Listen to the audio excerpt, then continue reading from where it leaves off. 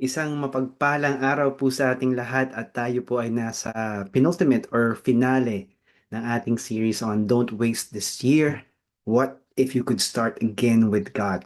And so we're going to end our series today with a very powerful and wonderful lesson na mula lamang sa Panginoon. Siyempre po, huwag po natin kakalimutan na ang kapangyarihan niya ay talaga nga namang napaka-lupit at napakaganda. So ano pag-uusapan natin today? He still breathes life. Siya po ang source ng breath ng ating buhay. Siya yung hininga ng ating lungs, ika nga. God's Spirit still moves when we have nothing left to give. Minsan po kasi, di ba, pagod na tayo, na andyan ng Panginoon para ibigyan tayo ng lakas, itulak niya tayo sa tamang lugar, sa tamang landas. At pag-uusapan natin ang kapangyarihan ng Espiritu ng Panginoon, si Lord Holy Spirit, the third person in the Trinity. Huwag po natin kakalimutan that He is the Spirit of truth who will lead us to all truth. At sa araw na ito, yan po yung nais ng Panginoon sa atin na maranasan. Babasahin po natin ang ating mga carrier verses today from Romans 8:11, 20 to 22, and 26 in the New Living Translation. Kaya nga po kung maaari po kayong tumayo with me, please, I encourage you, stand up with me. Sabi po dyan, the Spirit of God who raised Jesus from the dead lives in you. And just as God raised Christ Jesus from the dead, He will give life to your mortal bodies by this same Spirit living within you. Against its will, all creation was subjected to God's curse. But with eager hope, the creation looks forward to the day when it will join God's children in glorious freedom from death and decay.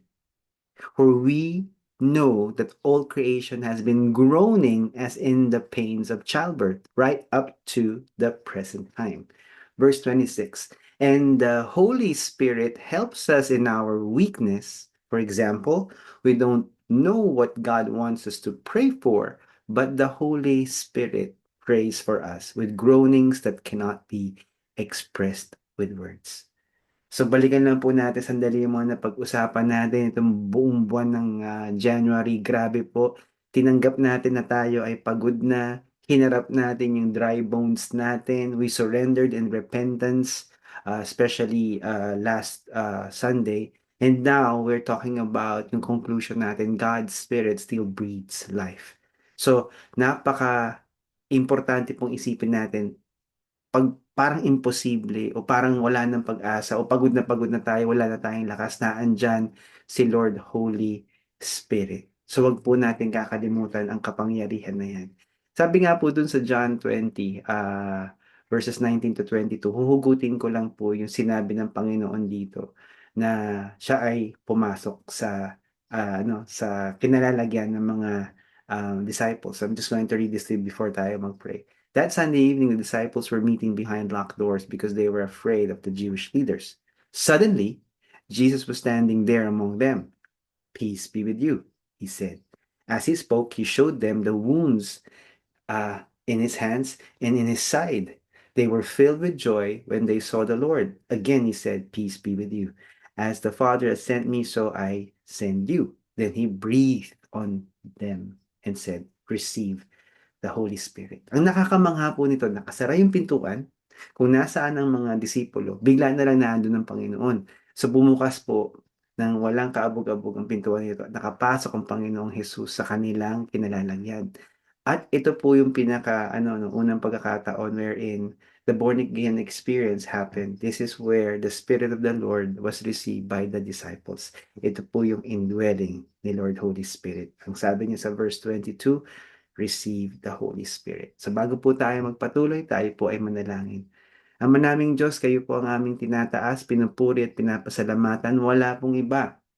Alam po namin, Panginoon, na kami ay siyempre walang lakas o walang kapangyarihan kapag kami ay malayo sa iyo. Wala kaming magagawang makabuluhan at aabot sa kabilang buhay kung kami ay hindi nakakonekta sa iyo. Panginoon, sa mga kasama ko po na nakikinig na mensaheng ito ngayon o nanonood, maaring meron po sa kanila ay pagod na, walang pag-asa, hirap na hirap ang dibdib. Maari po, Panginoon, na sila ay hinang-hina. Hindi na nila alam ang kanilang gagawin. Alam po namin na ikaw ang Diyos na nagdadala ng lakas, nagdadala ng pag-asa, nagdadala ng kapangyarihan, at nagbibigay, Panginoon, ng tugon sa mga bagay na mukhang imposibleng mangyari. Maaari, Panginoon, sa mga kasama namin sa oras na ito, meron po silang nasisirang marriage and they want to fix it. O nasisirang relasyon sa kanilang mga anak o mga magkakapatid na nagtatalo. You want peace in their homes. O di kaya, Panginoon, yung mga kasama namin na meron pinagdadaanan, Lord God, na karamdaman na maaring terminal. And, you know, hindi na nila alam gagawin nila. Galit sila sa sitwasyon. Parang hindi sila, Panginoon, makakilos, paralisado, Lord God, sa kanilang circumstance. But you are a God who shows mercy, a God who comforts. And so, dalangin ko po, Panginoon, kayo po ang magbigay sa kanila ng comfort. Not necessarily healing, but please do heal them kung gusto nyo, Panginoon. And if they have faith enough to believe in their healing. And today, Heavenly Father, we ask you, bisitahin niyo po, Panginoon, ng bawat tahanan na nakikinig ng mensaheng ito. At hayaan niyo, Panginoon, ng presensya at kapangyarihan mo, ang pag-ibig mo, ang maranasan, Panginoon, ng mga tahanan ito. Give us, Lord God, the attention. Give us, Lord God, the wisdom to understand. And more so, the ability to apply your word. In Jesus' name. Amen. Ayan, tuloy po natin ang ating pag-uusap. At pag-uusapan po natin 5 bagay today. God's Spirit still moves when we have nothing left to give. Wag po natin kakalimutan. Minsan kailangan tayong mahinto doon sa akala nating maaari nating iambag at hayaan natin ang Panginoon na mamuno sa ating buhay para makita natin na sa pag-aambag natin kasama ang Panginoong Holy Spirit, makikita natin na mas makapangyarihan ng ating ambag kasi sa ating sariling lakas. The Spirit who raised Jesus lives in you. Buhay po siya sa atin. There is indwelling kung natanggap natin si Jesus bilang Diyos na tagapagligtas na totoo at meron tong ebidensya ng pagbabago. Tayo ay nagsisimba, tayo ay nagpapasakop sa Panginoon, nagbabasa ng salita ng Diyos, tayo ay nananalangin, nagpapadisipulo tayo, sumusunod tayo sa Panginoon, nagbibigay tayo ng ating handog. At makikita natin, talaga nga naman, Jesus lives in us. The Spirit helps us in our weakness. We will explore this mamaya na mas malupit at mas malalim. All creation groans, but hope is coming. Nakikita po natin kahit ang creation po ay nag-aabang sa kapangyarihan ng Panginoon. Number 4, Jesus breathes the Spirit into our emptiness. Yes, sa kadalasan po ang Panginoon po ay nagbibigay sa atin ng pagpuno kung saan tayo may nararamdamang void or emptiness. And the Spirit sends us even in our weakness. Yes, maari pa rin po tayong pagpalain ng Panginoon at makatulong sa kapwa natin kahit sa kalagitnaan ng ating kahinaan. So, himay-himayin po natin. Una sa lahat, the Spirit who raised Jesus lives in you. Romans 8:11. Again, if you can stand up with me wherever you are, please do so. The Spirit of God who raised Jesus from the dead lives in you. And just as God raised Christ Jesus from the dead, He will give life to your mortal bodies by the same Spirit living within you. Grabe po kasi kung titignan po natin, the same Spirit in Jesus is in us, the Holy Spirit. So grabe po itong theology na to. Ibig sabihin, kung ano ang naging available kay Jesus, ay available din sa atin. At wag natin kakalimutan yung word na ano dyan, no, yung raised, as God raised. It comes from the Greek word igero. Anong ibig sabihin po nito? It means gisingin tayo, itaas tayo, at ibalik ang buhay sa atin. Yung buhay na makabuluhan, makapangyarihan, nagpapasakop sa Panginoon, yung buhay na punong-puno ka ng excitement, yung buhay na maari ka talaga nga naman, ibabaw doon sa mga bundok na nasa harapan mo, proverbially speaking. And so nakikita natin dito ang sinabi ng Panginoon, di ba? Jesus resurrected from the dead, that is the most glorious of all miracles dahil kaduktong dito po yung kaligtasan natin. Pero pag tinignan po natin dyan, ang isang pinakamalupit ay ang kapangyarihan ng Panginoon. He will give life to our mortal bodies. Grabe po ang sinasabi dyan. Hindi po ito yung future resurrection natin. Ika nga, ito po yung ngayon. Meron tayong limitation, tingin natin, meron tayong kahinaan. Yes, the Lord will give us the power to increase. He will help us in our weakness. So yun po yung nakakakilabot dyan. So wag po natin kakalimutan that the power of God is in us, the Holy Spirit. It's the same Spirit who raised Jesus lives in you and me. Ito po napakaganda po niya. Romans 8:26 NLT version. Again, kung maaari po kayong tumayo with me. And the Holy Spirit helps us in our weakness. For example, we don't know what God wants us to pray for. Example lang po yan. But the Holy Spirit prays for us with groanings that cannot be expressed in words. So in other words, yung panalangin po natin ay suwak. Hindi tayo nagkamali sa panalangin natin kahit walang lumabas na audible o tangible word sa ating dila. What happens is, it is the Holy Spirit praying through us. So, pag tinignan po natin yung word na help dyan, napakaganda po nitong sinasabi niya ito. Kasi ang ginagawa po nito, yung help, ibig sabihin po nito, kinikerry nung kasama nating tumutulong sa atin kung ano man yung bitbit natin. So kasama natin si Lord Holy Spirit. Binibitbit niya kung ano yung bitbitin natin. Huwag po natin kakalimutan. It's like carrying a load alongside. Alam niyo po yun, di ba? Pag meron kayong bitbit na malaking kahon, tapos may kasama ka, you are carrying the load together. So hindi na siya imposible. You can carry that load because you have somebody carrying it with you.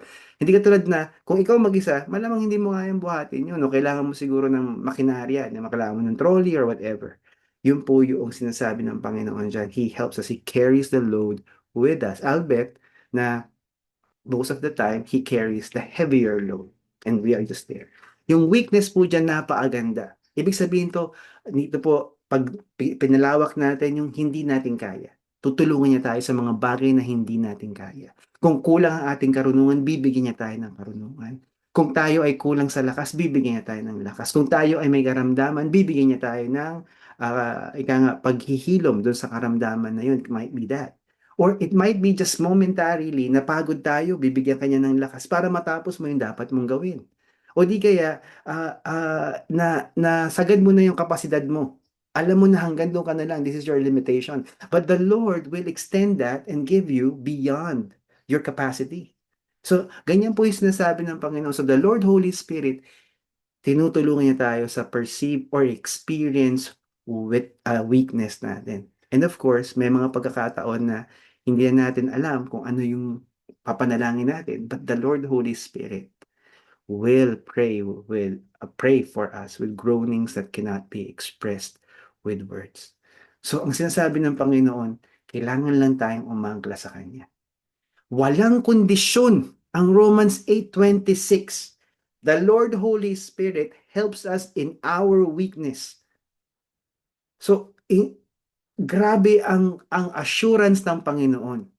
Kung ano man ang pinagdadaanan natin, He is there. Kung tayo ay nagkakasala, tutulungan niya tayo na malagpasan ng kasalanan na yan at malid tayo towards true repentance. Yan po ang sinasabi ng Panginoon. Kaya grabe, grabe po talaga ang sinasabi ng Panginoon because this is how beautiful and wonderful life is with Him. Hallelujah. Next, the Spirit sends us even in our weakness. Sa John 20:21, ang ganda po ng sinabi ng Panginoon dyan. Again, He said, peace be with you. Ito po yung pumasok siya doon sa kinalalagyan ng mga apostles. And then He was there. He showed His wounds sa kanyang hands and sa kanyang side. And sabi dyan, peace be with you. As the Father has sent me, so I am sending you. So ito yung panahon na sila ay takot na takot. Takot na takot sila sa Jewish authorities because pwede silang hulihin. Because remember, that was the time that Jesus resurrected. That was Sunday evening. At ang sabi ng Panginoon sa kanila, in spite of the fear that you have, I am sending you. Grabe po ang Panginoon. Hindi ka kailangan maging qualified. Hindi ka kailangan mag-aral. Hindi ka kailangan go through ng Acts chapter, yung Acts 4, 1 natin, di ba? Ay, Acts 4:12 series natin. Hindi mo kailangan mag-pre-Acts, hindi mo kailangan mag-Acts, hindi mo kailangan mag-2 Timothy 3:16 and 17, yung curriculum natin, just to be qualified. No. When you receive Jesus as Lord and Savior, genuinely, it's the same Spirit who raised Christ from the dead. And so you have been given the qualities. Parang yung babalikan po natin sandali yung yung demon possessed man sa Gerasenes. o Gerasenes. So, anong nangyari sa kanya, immediately after nung salvation niya, ang sabi niya sa Panginoon, I would like to come with you. Ang sabi ng Panginoon sa kanya, no, you don't need to come with me. Go to the Decapolis and share and testify what happened to you. So nagpunta po siya sa Decapolis and that is what happened to him. So wala siyang training, he was previously demon possessed and now he is the missionary to the Decapolis during that time. Parang yung Samaritan woman, hindi rin siya kailangan na train. Ang ginawa niya, she was an evangelist to the to Samaria. Pumunta lang siya ron and that was it. Grabe po talaga ang Panginoon. And this is how wonderful life is because the Spirit of the Lord is in us. So, paano nga ba tayo mamubuhay sa kapangyarihan ng Lord Holy Spirit? Number one, i-acknowledge natin yung weakness natin. Where we are weak, the Lord Holy Spirit helps us. Pwede tayo humingi ng tulong sa Kanya. Number two, grown honestly. So, ibig sabihin, walang pagpapanggap. Kung ano yung nararamdaman natin, parang si David, he was being pursued by Saul, and he was saying to the Lord, Lord, please help me. Ito yung nararamdaman ko, natatakot ako. There was also in the book of Psalms, I think Psalm 6, sinasabi niya na basang-basa na yung kanyang, no, kanyang bedding, kakaiyak niya ng luha niya, halos matuyo na ang kanyang mata. And so you can groan honestly. Hindi mo kailangan bring it to God. The Lord understands. Alam niya yung pinagdadaanan mo because He has been with you all throughout your life. Anong sabi diyan? Receive the Spirit's breath. So, bigyan kayo ng buhay. Hindi mo kailangan pilitin yung sarili mong lumakas. Ang Panginoon na magpapalakas sa iyo. Tanggapin mo yung ino-offer niya sa iyo and that's it. Number 4, trust the Spirit's intercession. Pag hindi mo kayang ipanalangin, hayaan mong manalangin siya para sa iyo, through you, groanings, ungol, 'di ba? Too deep for words. And the Lord Holy Spirit is praying through you during that time. Hallelujah. Number 5, expect resurrection power, yung kapangyarihan ng Panginoon. The Spirit who raised Jesus from the dead lives in us. Expect Him to bring life to your dead places. So, maaaring may mga namatay kang pangarap na naka-align naman sa Panginoon, namatay yung desire mo, let's say, to serve in a particular ministry, pero doon ka tinawag ng Panginoon, God can bring the dead to life. Metaphorically, even literally. Yun po ang kapangyarihan ng Panginoon. Yun po si Lord Holy Spirit sa ating buhay. Hindi tayo kailangan magsabi ng mga bagay na ah, ah, na para magmukha tayong mahusay. Minsan nga po hindi na tayo kailangan magsalita. Tignan pa lang tayo, nakikita na nila si Lord Holy Spirit sa ating buhay. And of course, yung number 6, go in the Spirit strength. Hindi mo kailangan maging ready. Katulad nga po ng sinasabi ko sa inyo kanina, you don't need to say to yourself that this is what qualifies me. No. Anong gagawin mo? Be ready because the Lord can send you even when you are fearful. Katulad ng mga disciples. Go. Because it's the Lord Holy Spirit. Hindi tayo yun. It is the Lord Holy Spirit. Katulad nga po na sabi ng Acts chapter 1 verse 8, but you will receive power when the Holy Spirit comes upon you, and you will be my witnesses, telling people about me everywhere, in Jerusalem, through Judea, in Samaria, and to the ends of the earth. Nung nagkaroon po sila ng kapangyarihan from the power of the Holy Spirit, so remember kanina, the breath of life, that's the born again experience, the indwelling of the Lord Holy Spirit now. That was in John chapter 20 verse 22. Ito po, Acts chapter 1 verse 8. Ito yung dunamis, dynamic, explosive power. So ready ang Panginoon na ibigay sa iyo ito. If you would receive it, if you would claim it, even in your weakness, even in your fear, even when you're discouraged, even when you are hitting a brick wall, even when you are so weak that there is parang yung pagkatalo mo is inevitable, but the Lord will bring victory to you.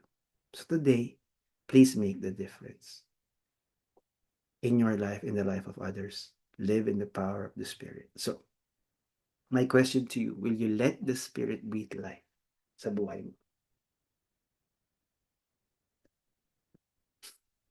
Option 1, pwede mo ipagpatuloy, generate your spiritual life. Strength and power, pagurin mo ang sarili mo. Dahil tingin mo kaya mo mag-isa, pero ang totoo niya hindi.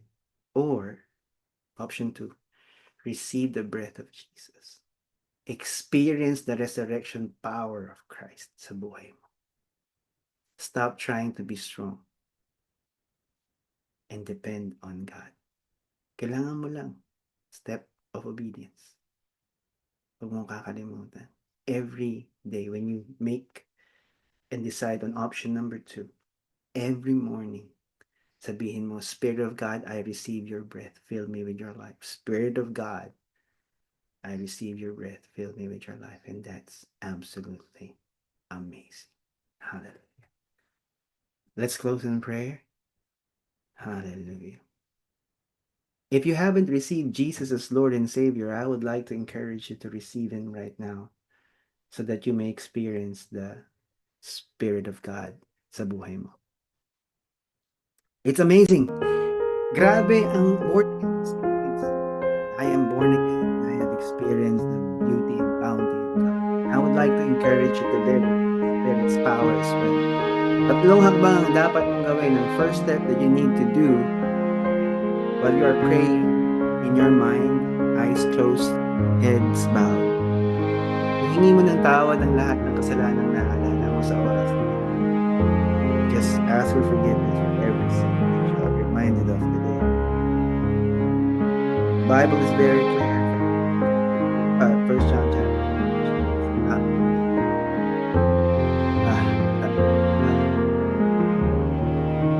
When we confess our sin, He is faithful and just to forgive us and cleanse us of all unrighteousness. And nakatingin siya sa repentant heart natin. Sa mga sinasabi natin. Maaaring may nakalimutan na kasalanan na nagawa mo in your past. You know, if you have a repentant heart, the Lord has forgiven. Step number 2, magpasalamat ka kay Jesus because He is the reason for your salvation. Yes, He is the reason for your salvation. No less. As simple as that. Kapangyarihan. Give us salvation. Step number 3, kailangan mong ulitin ang panalangin nito. You have to verbalize it. The book of Romans chapter 9 says that we confess with our mouth, Lord, and with God raised Him from the dead, and we will be repeat after Jesus. Nais po kitang maging Diyos at tagapagligtas para ang Lord Holy Spirit ay pumasa akin at mabago niya ang aking buhay, na mahinto ako na kasalanan at mahinto ako kawalan ng pag-asa, mahinto ang kaguluhan, mahinto ang lahat na negatibo sa akin. Amen. Bilang ng dahilan, kung ikaw ay nanalangin mula sa puso, may ebidensya ang totoong pagtanggap kay Jesus bilang Diyos at tagapagligtas. Ikaw ay magbabago. Magkakaroon ka ng pagkauhaw sa panalangin, sa presensya ng Panginoon, sa pagbabasa ng Kanyang salita. Magnanais ka maging parte ng isang simbahan at magpadisipulo. At kung ito ang mga naranasan mo, pagkatapos mo ipanalangin ang panalangin ng pagtanggap kay Jesus, ito sa pagkakita sa mga susunod na araw ng mga buwan, ikaw ay ligtas. Ang iyong kaluluwa ay pupunta sa langit kapag namatay ang iyong Panginoon. At sa mga kapatiran ko, nais ko po kayong ipanalangin, nais ko po kayong anyayahan sa oras na ito. Kung alam mo, kapatid, na ikaw ay umasa sa sarili mong lakas, ikaw ay nagpatuloy na inaakala mong buhay na makabuluhan, malayo sa Panginoon. Ito ang pagkakataon mo na maranasan ang pagbabalik loob sa Panginoon at pagpapasakop kay Lord Holy Spirit. So within the next 1 or 2 minutes, just be alone with the Lord. Seek His face. And ask the Lord Holy Spirit na pamunuan ka sa pagbabalik sa Kanya at sa pagdanas ng Kanyang kapangyarihan. And then we will pray together.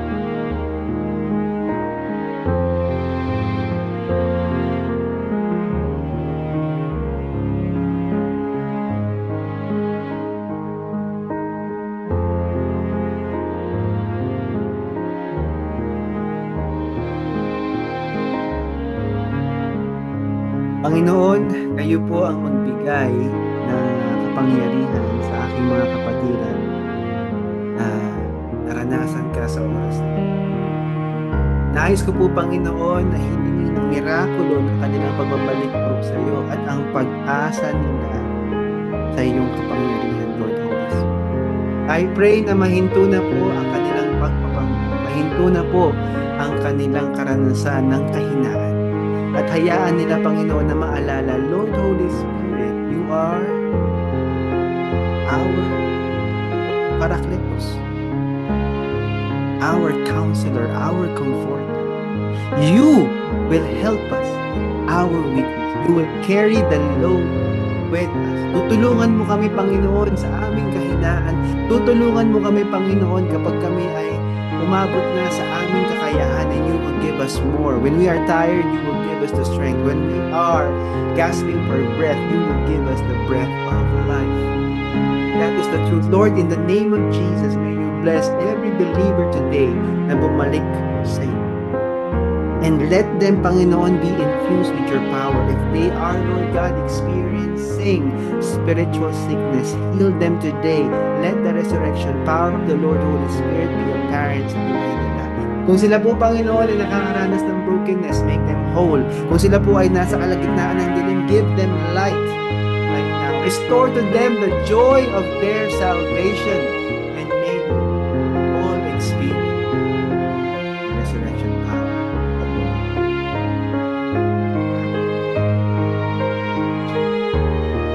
Amen. Hallelujah. Ayan, maraming salamat po for joining us today. Again, if you receive Jesus as Lord and Savior sa programang ito, please reach out to us. We would like to invite you to be part of the church. And of course, allow people to be inspired doon sa witness mo and testimony mo. Also, we would like to encourage those who experience healing, deliverance sa ating programa. Please do reach out to us, and we would really love to touch base with you. It is an amazing truth that when we actually experience these things, grabe ang gagawin ng Panginoon sa ating buhay. Sa mga nagnanais po mag-partner sa atin as our partner online evangelist or digital evangelist, please do continuously share the word of the Lord through our FB platform and our YouTube channels. Hayaan niyo po na ang Panginoon ang kumase doon sa mga invitations or pag-share natin ng content, and let them, of course, and encourage them to be revived, and let them experience a life worth living sa 2026 so that they would not waste their lives away.